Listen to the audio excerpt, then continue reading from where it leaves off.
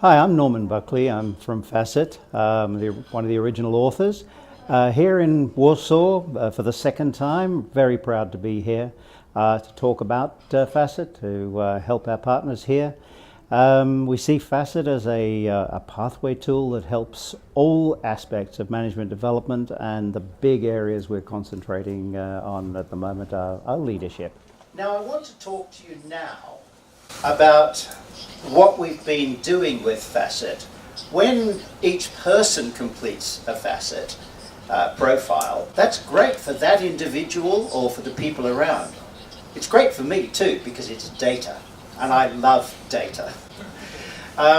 So it builds up, and we now have well in excess of 300,000 cases of data from around the world.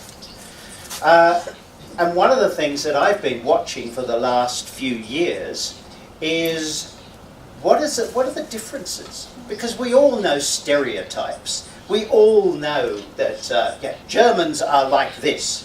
We all know that Poles are like that. And the English are different again. Is that true? Well, Facet can help you get a feel for that. Because by the time I've got 300 and something thousand cases of data, I can start to look at that. The first time, or the first piece of information that emerged was, I thought, well, I better have a look what Australians are like and compare them to the English. Because when you go to Australia, I don't know where I am anymore.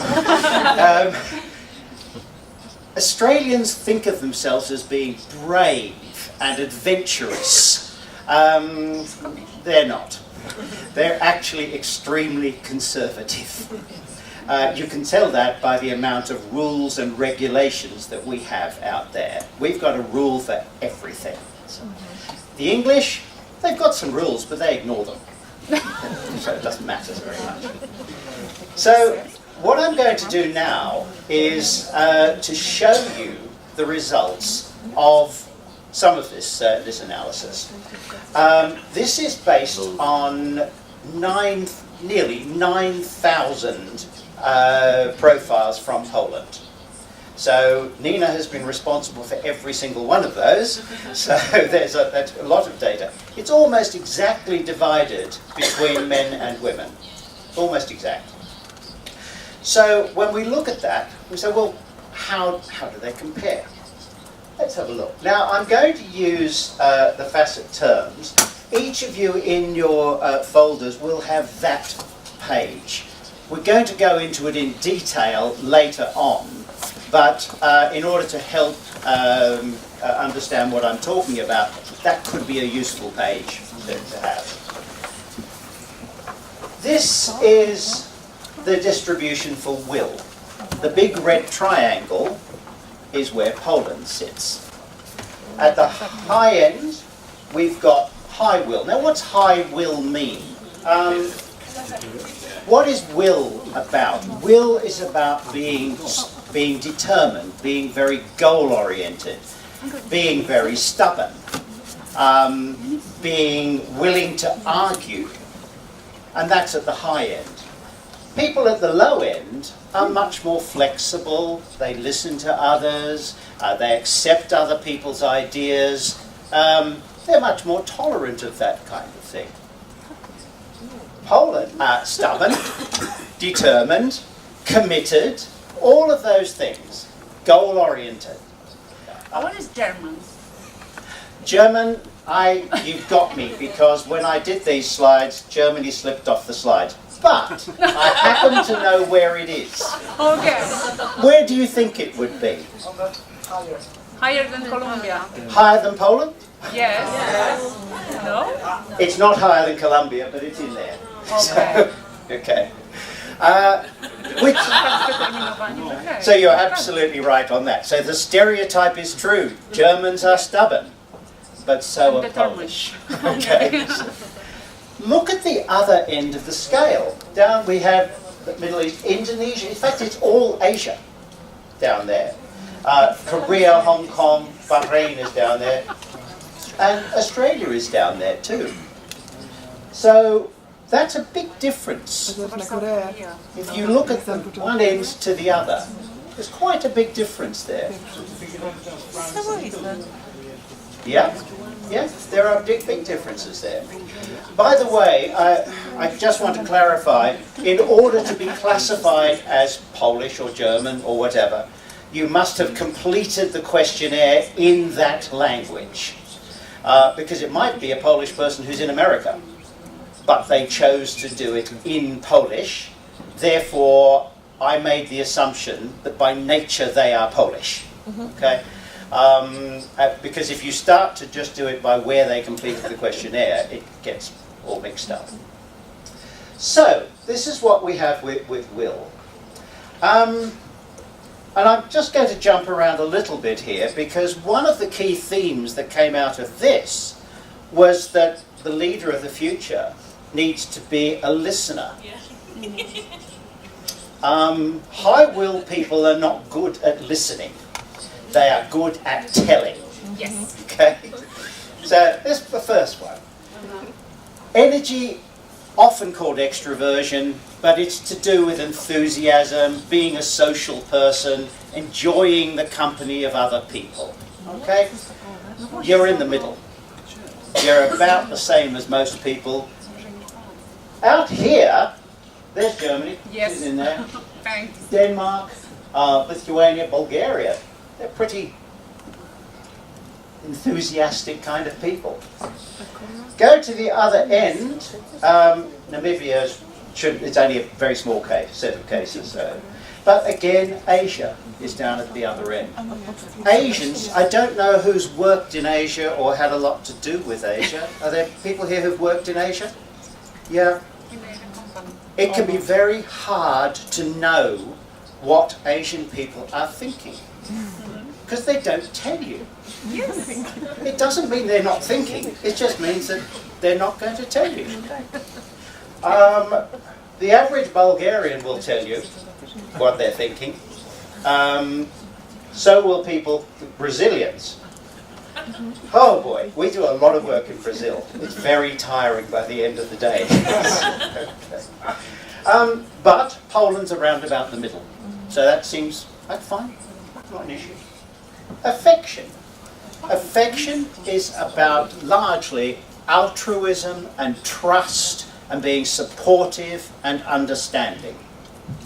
Okay? Giving people a chance.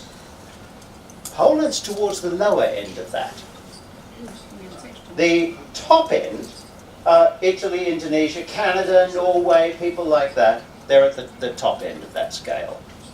At the very low end, one can't quite see, it's the Czech Republic down there, and Slovakia and Hungary and Russia and Germany. Coming back to Germany, you've got very high will and not very trusting. So they know what they think, and they think you're an idiot. So, but Poland's down at the lower end. And one of the things that's often not clear about affection is they don't like things to be complicated. They want them to be simple. They want an actual answer to this. Germany and Poland both want to get an answer. I want it now, I want it simple, and I'm going to tell you. If you haven't got it, I'll tell you what the answer is. But again, that might raise some questions about some of the characteristics that were being looked at here. What's going on? Control?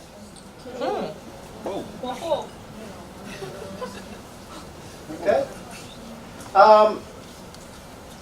Serbia, Bulgaria, Spain, China is quite high on control. They manage things very carefully. Australia is quite high. The way in our facet world, we actually all look up to Tracy because she's got 5.5. If you averaged everybody else in facet, we don't make 3. So we admire that, and we look at it. She makes notes. She knows what's happening. It's fantastic. It's wonderful. It's often a mystery to us what's happening, but not to Tracy. She knows. So. If you go to the other end, there are 3 at the bottom end. That's Netherlands, Sweden, and Germany. The Netherlands has no control. They are, if you look at Netherlands historically, they are traders. They dominate the world, their world, in trading. They just go out and do it. And they've done it for hundreds of years. Sweden the same. Now, Germany. There are 2 things that are very interesting, 2 examples out of Netherlands and Germany. Most countries where you go to, they will say there is a problem with traffic control, accidents, people getting injured, and the usual solution, certainly in Australia, it's paint more lines on the road, put more rules in, stop people from doing things. Both Germany and Netherlands took a reverse approach, and Netherlands did it first. A little place called Buckley. They actually took all of the signs away. They got rid of the traffic lights, and they basically said there are no rules. These are cars, those are people. You need to find a way of working. The accident rate dropped pretty close to 0. So this was a situation, this is exactly what a low control person would do. They say, take the rules away. How many managers do you know who would be happy to run their business by taking all the rules away? None. None. Nobody is brave enough to do it.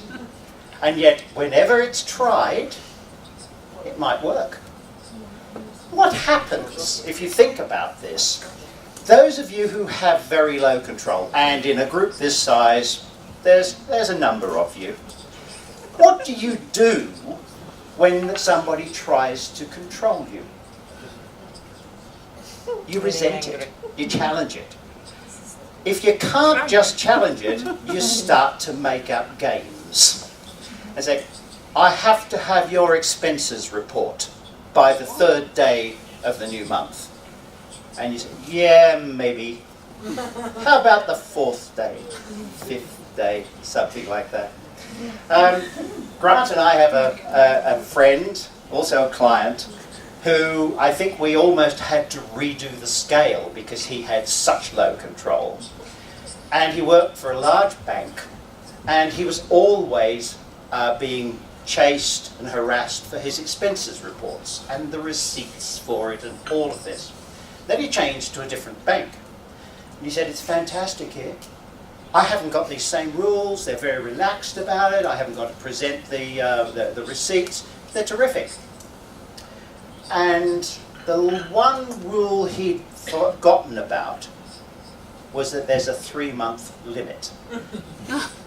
And he had, at that point, when that 3-month was triggered, he was owed about $7,000 in expenses that he hadn't bothered to claim back. And he had to go back and explain to his wife why suddenly they were $7,000 out of pocket. And so there was just one rule, but unfortunately it was a big one. And that's what will happen to low control people. The rule of thumb is a low control person thinks that they can do anything until they are told they can't. A high control person thinks they can't do anything until they are told that they can. So they run themselves by the rules. So, what's going to happen here? You would suspect that if Poland is towards the high end, when it comes to changing what it means to be a leader, Poland is going to look for the set of rules. Show me how to do this. Give me a set of guidelines, how I change leadership. I don't have those guidelines. I don't know whether anybody has. Here's emotionality. Now, again, it's a big room. We have people in here who are at the very high end. We have people in here at the very low end. By the way, down at the very low end, our friends from the Netherlands are down here as well. So not only do they not care about any rules, but they don't care about whether there are any rules. It'll be fine. It'll be okay. At the high end, Russia is in there. Lithuania is in there. I think that does explain something about Russia, because you've got a combination now of relatively low affection, very high emotionality. If you put those two together, you get a very dark view of the world and a very defensive and suspicious view of the world. If you look at Russia's, particularly its literature, it's very heavy into dark scenes of problems that have to be overcome, and they're big problems. Dostoevsky was not a light-hearted writer. Yeah, this is their lived reality. They tend to impose it on others as well, but yeah. So these things do start to come through. Poland's in the middle. You're no more emotional or unemotional than anybody else. Now, we're often asked, when you look at Facet, what's a good profile look like? Well, I don't have an idea. I think anybody who's like me is pretty good. Pretty good. My wife disagrees, but she's spent 20 years trying to improve me. She's not that good. But if I was to pick one factor where there's an ideal point, I'd say it's somewhere in the middle on emotionality. Life's just easier if you're in the middle. If you're high, it makes you far more interesting, far more exciting. If you're very low, you're bulletproof. You can do anything and it doesn't bother you. That's the sort of picture that's emerging. Looks a bit like that.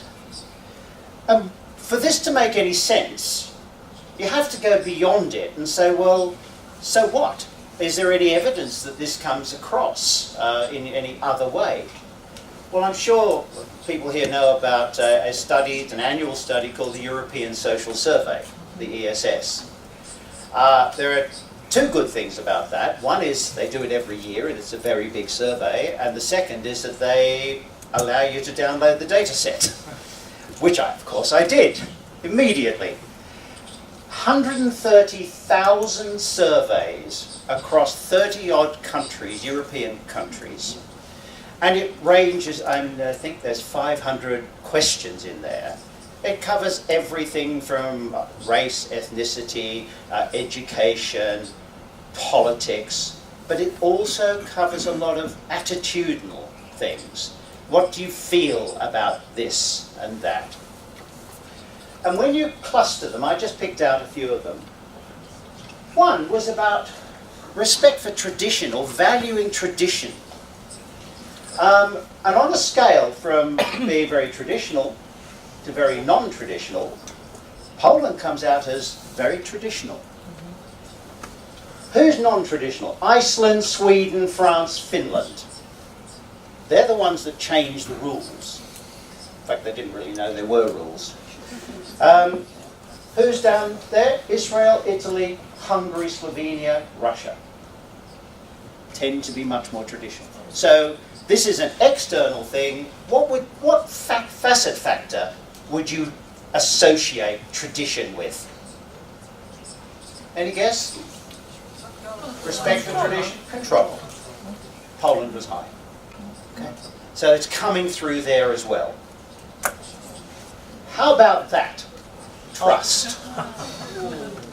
The least trusting nation across Europe is Poland. This is trust in institutions. So whether it's your politicians, your banks, your executive group, any of those things, this is how do I feel about this? Can I trust what I am told?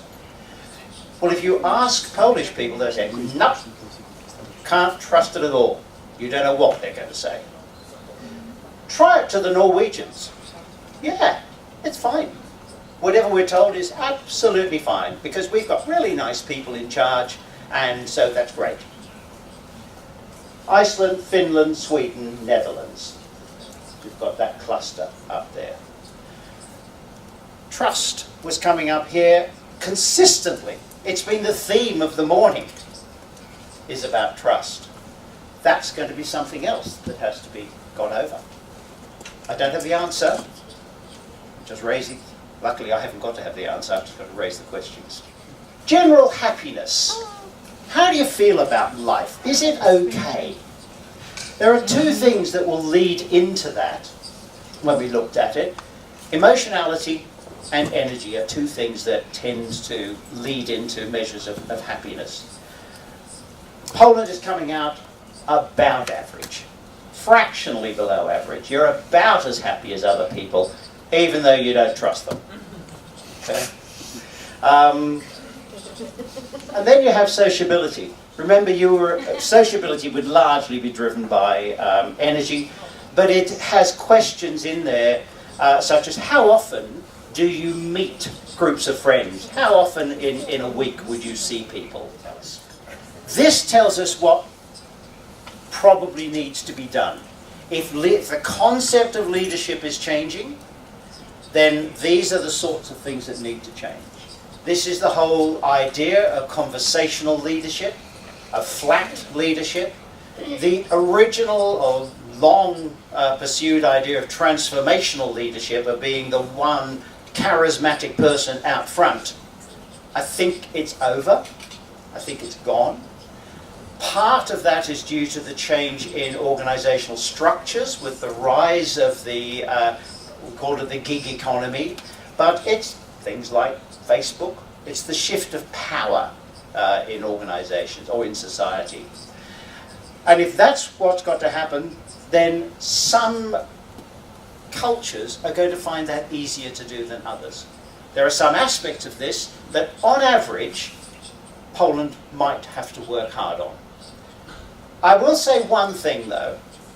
These are averages, and they are averages across 9,000 people. In any group, you will have huge range.